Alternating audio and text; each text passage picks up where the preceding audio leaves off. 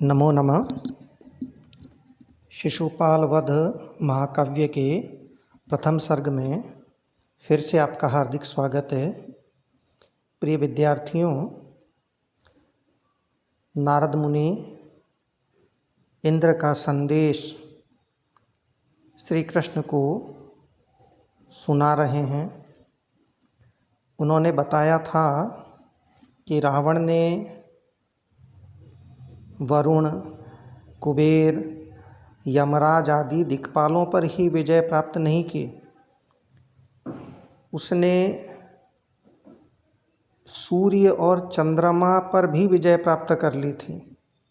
इस श्लोक में ये बता रहे हैं कि उसने तीनों लोकों को प्रकाशित करने वाले सूर्य पर भी विजय प्राप्त की थी और इसीलिए उसके अधीन होकर सूर्य ठंडा होकर के, शीतल होकर के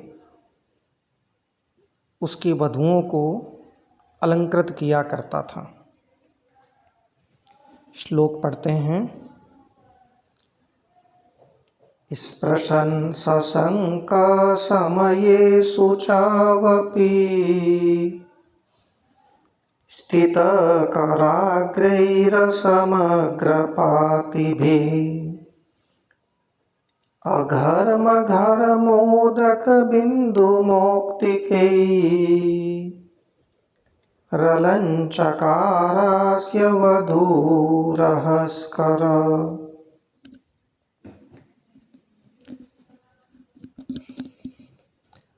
अलंचकार अस्य वधूरहस्कर, ये मूल वाक्य है।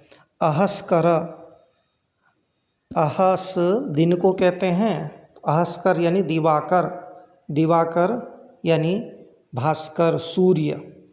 तो अहस्कर सूर्य अस्य, अस्य इसके, कस्य, रावणस्य, इस रावण की वधूः, वधुओं को अलंचकार, अलंकृत किया करता था। किस तरह से? पूरा श्लोक देखते हैं। ये मूल वाक्य था। अर्थ है इसका, शुचौ अपि, शुचौ, सूची ग्रीष्म काल को कहते हैं। तो शुचौ समये, ग्रीष्म काल में, स्थित अपि, स्थित होने पर भी, ग्रीष्म काल में स्थित होने पर भी, ग्रीष्म काल में सूर्य बहुत अधिक तपा करता है, लेकिन ग्रीष्म काल में स्थित होकर भी कौन? अहस्कर, सूर्य। वो क्या है? सूर्य असमग्रपाति भी कराग्रई, कराग्रई किरणों के अग्रभाग से। कैसी किरणों के अग्रभाग से? असमग्रपाति भी, समस्त रूप से न गिरने वाली। असमग्र, समग्र रूप से, पाति भी गिरने वाली, अ है विलोम शब्द आ जाएगा, समग्र रूप से न गिरने वाली। कराग्रई किरणों के अग्रभाग से, सशंक स्पृशन, सशंकः शंका सहित, स्पृशन स्पर्श करता हुआ, रावण की वधुओं को स्पर्श करता हुआ, अघर्म घर्मोदक, घर्म शब्द है, धर्म नहीं है, ये ध्यान रखिएगा। अघर्म घर्मोदक, अघर्म का अर्थ है शीतल, घर्मोदक पसीने की बूंद, पसीने का जो उदक है, पानी है, उस पानी की बिंदु मौक्तिकई, बूंद रूपी मोतियों के द्वारा। जब हल्का हल्का पसीना हमारे ऊपर आता है तो चेहरे पर ऐसे लगता है वो बिंदु मोती ही हो। तो अघर्म, अघर्म का मतलब है शीतल, पसीने की जो बूंदें आती हैं वो शीतल ही हुआ करती हैं। तो अघर्म शीतल, घर्मोदक बिंदु मौक्तिकई, घर्म पसीने को कहते हैं, पसीने की उदक बिंदु, जल की बूंद रूपी जो मौक्तिक है उन मोतियों के द्वारा अस्य वधू अलंचकार, इस रावण की वधुओं को अलंचकार अलंकृत किया करता था। तो सूर्य जो है वो ग्रीष्म काल में स्थित होकर भी संपूर्ण रूप से न गिरने वाली, ग्रीष्म काल में सूर्य की किरणें समस्त रूप से गिरती हैं, बहुत अधिक गर्मी लगती है, लेकिन रावण का इतना भय था कि वो असमग्र पाती भी कराग्रे, समस्त रूप से न गिरने वाली अपनी किरणों के अग्रभाग से उन रावण की वधुओं को क्या है, सशंक स्पृशन, शंका सहित छूता हुआ, उसे डर लगता था कहीं रावण क्रुद्ध होकर के उसका अहित न कर दे, तो शंका सहित छूता हुआ और अघर्म घर्मोदक बिंदु मौक्तिकई, शीतल घर्मोदक पसीने के जल की बिंदु मौक्तिकई बूंद रूपी मोतियों के द्वारा अस्य वधू, इस रावण की वधुओं को अलंचकार अलंकृत किया करता था, सुशोभित किया करता था। तो यहाँ जो प्रस्तुत तो है सूर्य, लेकिन उस सूर्य के जो विशेषण हैं उनसे हमें एक दूसरे अर्थ की भी प्रतीति होती है, वो है अप्रकृत, जो शुद्धाचारी कोमलकांत जो नायक हैं, जैसे वो अपनी वधुओं को अलंकृत करता है, उस अर्थ की भी प्रतीति हो रही है। और जब विशेषणों के द्वारा एक अन्य अर्थ की प्रतीति होती है तो वहाँ समासोक्ति अलंकार हुआ करता है। सूर्य यहाँ उसकी वधुओं के लिए प्रसादक का कार्य कर रहा है। प्रसादक जो मेकअप मैन है ना, जो कि किसी जैसे नायिका नायक इत्यादि को सजाने का काम करता है, उस प्रसादक का काम सूर्य कर रहा है। और प्रसादक जब किसी नायिका को अलंकृत करता है, किसी हीरोइन को अलंकृत करता है, उसे तैयार करता है, सुशोभित करता है, तो उसे बड़ा डर रहता है कि कहीं उसके जो कर हैं, हाथ हैं, उन हाथों से नायिका का कहीं गलत जगह टचिंग न हो जाए, नायिका नाराज न हो जाए। तो उसी प्रकार सूर्य भी क्या है, बड़े शंका के साथ, शंका यानी डर, बड़े डर के साथ उनको छुआ करता था। और छूते हुए जो पसीने की जो बूंदें होती है, उन बूंदों रूपी मोतियों के द्वारा ही उनको अलंकृत किया करता था। तो अस्तु, अगला पद्य देखते हैं। ये सूर्य से संबंधित था, अगला चंद्रमा से संबंधित है। रावण ने सूर्य को भी वश में कर लिया था, लेकिन उसने चंद्रमा को भी नहीं छोड़ा। चंद्रमा जो है वो अपनी चांदनी जो है उसको बढ़ाता हुआ, उसकी जो क्रीड़ाएं थी उन क्रीड़ाओं में सहायक ही सिद्ध हुआ था। श्लोक का पाठन करते हुए अर्थ करते हैं। कला समग्रेण ग्रहान मुंचता मनस्विनीरुत्कयितुं पटीयसा विलासिनस्तस्य वितन्वता रतिं न नर्मसाचिव्यमकारिणेन्दुना।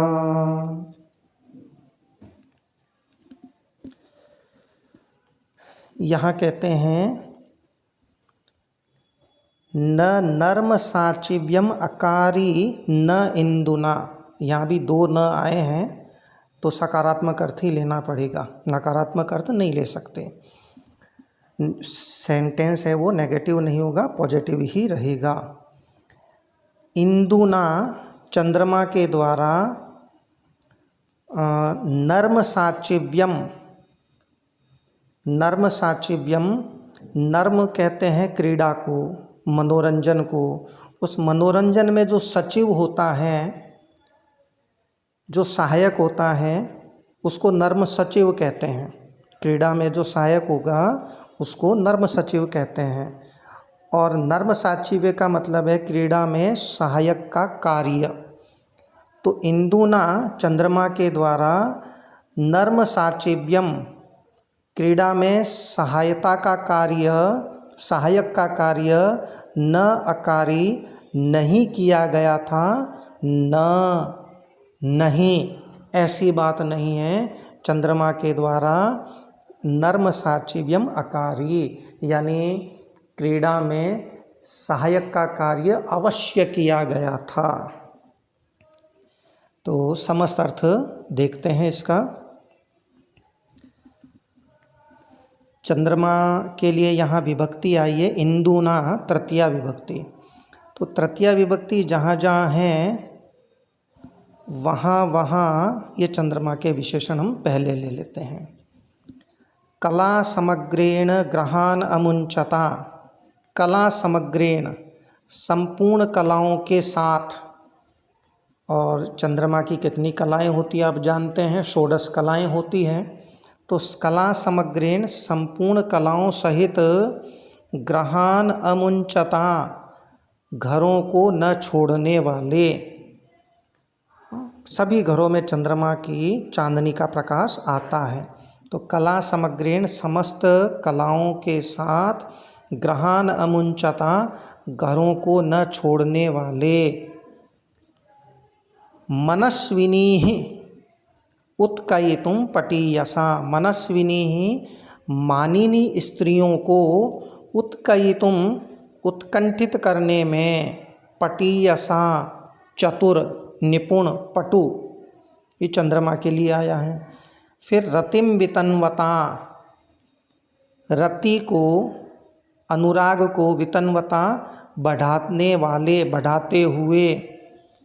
अनुराग कैसे बढ़ाता है? वो चांदनी और चतुर उक्तियों के द्वारा अनुराग बढ़ाया करता है। तो रतिम वितन्वता अनुराग को बढ़ाते हुए, इंदुना चंद्रमा के द्वारा। विलासिनः तस्य, विलासिनः विलासी, कौन? तस्य उसकी, किसकी? रावण की। विलासी उस रावण की नर्म साचिव्यम क्रीड़ा में सहायता, क्रीड़ा में सहायक का काम, असिस्टेंट का काम न अकारी नहीं किया गया, न ऐसी बात नहीं है, अवश्य ही किया गया था। प्रिय विद्यार्थियों, यहाँ भी जो प्रस्तुत तो इंदु है, चंद्रमा है, उससे एक अप्रस्तुत अर्थ की भी प्रतीति हो रही है, नर्म सचिव। नर्म सचिव जो क्रीड़ा में असिस्टेंट का काम करता है उसको कहते हैं। तो यहाँ उस अर्थ की भी प्रतीति होती है। जो क्रीड़ा में सहायक व्यक्ति होता है उसके पास बहुत सी कलाएं होती हैं, तो वो इतनी कलाएं रखता है कि एक बार जिस घर को पकड़ लेता है फिर उसको छोड़ता नहीं है, घर वाले भी उसको छोड़ने नहीं देते हैं। और वह जो नर्म सचिव होता है वो मानिनी स्त्रियों को भी उत्कंठित कर देता है। जो गर्व करने वाली, घमंड करने वाली स्त्रियां हैं कि नहीं मैं पति से बात नहीं करने वाली, उनको भी ऐसी ऐसी बातें कहता है कि वह अपने पति के प्रति उत्कंठित हो जाती है और वह पति के प्रति जो मनस्विनी स्त्री है उनका पति के प्रति रति को बढ़ाने वाला होता है, अनुराग को बढ़ाने वाला होता है, प्रेम बढ़ाने वाला होता है। तो यहाँ उस नर्म सचिव रूपी दूसरे अर्थ की भी अप्रस्तुत है, उसकी प्रतीति भी हो रही है चंद्रमा के वर्णन के बहाने से। तो जब प्रस्तुत के जो विशेषण होते हैं, इंदु के जितने विशेषण हैं उनसे एक हमें नर्म सचिव, क्रीड़ा असिस्टेंट की, मनोरंजन करने वाले में सहायक व्यक्ति की प्रतीति हो रही है, इसलिए समासोक्ति अलंकार भी स्पष्ट है।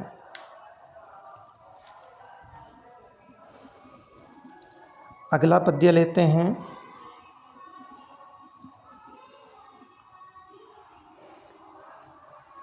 रावण ने, कहते हैं कि शिव पर तो विजय प्राप्त की ही, उसके पुत्र गणेश पर भी विजय प्राप्त की। यहाँ एक संभावना कही गई है कि अन्यथा गणेश जी का एक ही दांत क्यों होता, दूसरा दांत, वो जो दांत होता जो उखाड़ा गया था वो क्यों नहीं उग पाता। तो इसको देखते हैं। विदग्धलीलोचित दंत पत्रिका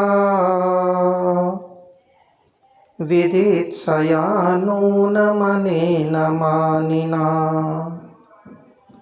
न जातु वै नायकमेकमुद्रतम्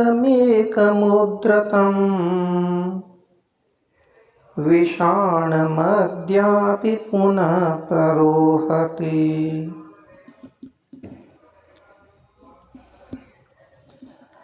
अनेन मानिना, मानिना अहंकारिणा, अहंकारी, अनेन इसके द्वारा, किसके द्वारा, रावण के द्वारा, अहंकारी अनेन इस रावण के द्वारा विदग्ध लीलोचित दंत पत्रिका विदित्सया, एकल पद है ये, जो विदग्ध लीला है, विदग्ध चतुर को कहते हैं, चतुर जो लीला है, लीला विलासिनी स्त्री को कहते हैं, जो विलास करने में निपुण होती है तो उन स्त्रियों को कहते हैं विदग्ध लीला, यानी चतुर विलासिनी स्त्रियों के, अपनी स्त्रियों के उचित यानी योग्य दंत पत्रिका, दंत पत्रिका कहते हैं कानों के आभूषण को, कर्णाभूषण को, कर्णाभूषण को विदित्सया बनाने की इच्छा से, यहाँ शब्द है विदित्सा, उसकी तृतीया विभक्ति है विदित्सया। विदित्सा विधातुम इच्छा, जैसे पिपासा पातुम इच्छा होता है, जिज्ञासा ज्ञातुम इच्छा होता है, जानने की इच्छा, उसी प्रकार विदित्सा का अर्थ है विधातुम इच्छा, यानी करने की इच्छा। पुनः अर्थ देखिए, मानिना अहंकारी अनेन इस रावण के द्वारा विदग्ध लीला, चतुर विलासिनी, विलासिनी जो लग्जरी आइटम्स रखने वाली होती है ना, तो जो चतुर विलासिनी स्त्रियां अपनी स्त्रियों के उचित योग्य दंत पत्रिका विदित्सया, कर्णाभूषण बनाने की इच्छा से, कर्णाभूषण बनाने की इच्छा से जातु कभी, कभी उद्रतम, उद्रतम उखाड़ा गया, एकम वैनायकम, एकम एक, वैनायकम विनायक का, गणेश जी का, विनायक का गणेश जी का, विषाणम, विषाण, विषाण सींग को भी कहते हैं, विषाण दांत को भी कहते हैं, या दांत अर्थ है, क्योंकि उस दांत से उसे कर्णाभूषण बनाना है, जैसे हाथी के दांत से कर्णाभूषण बनाया जाता है। गणेश जी के सिर पर हाथी का ही, हाथी है, सिर हाथी के रूप में है, हाथी का ही सिर है। तो जैसे हाथी दांत बनाने के लिए, हाथी का दांत से आभूषण बनाने के लिए लोग हाथी दांत का उपयोग करते हैं, वैसा ही रावण ने करना चाहा। तो विषाणम दांत, वो नूनम मानो, संभावना है, कल्पना है, उत्प्रेक्षा अलंकार है, मानो अद्यापि आज भी पुनः फिर से न प्ररोहति, नहीं उग रहा है। मानिना अहंकारी अनेन इस रावण के द्वारा विदग्ध लीलोचित दंत पत्रिका विदित्सया, चतुर विलासिनी स्त्रियों के उचित योग्य दंत पत्रिका विदित्सया, कर्णाभूषण बनाने की इच्छा से, इच्छा से जातु कभी, कभी पहले, उद्रतम उखाड़ा गया, एकम वैनायकम विषाणम, एक वैनायकम विषाणम गणेश जी का विषाण दांत है, वो अद्यापि आज भी नूनम मानो पुनः फिर न प्ररोहति, नहीं उग रहा है। तो यहाँ संभावना के कारण उत्प्रेक्षा अलंकार स्पष्ट है। अस्तु, फिर मिलते हैं। नमो नमः।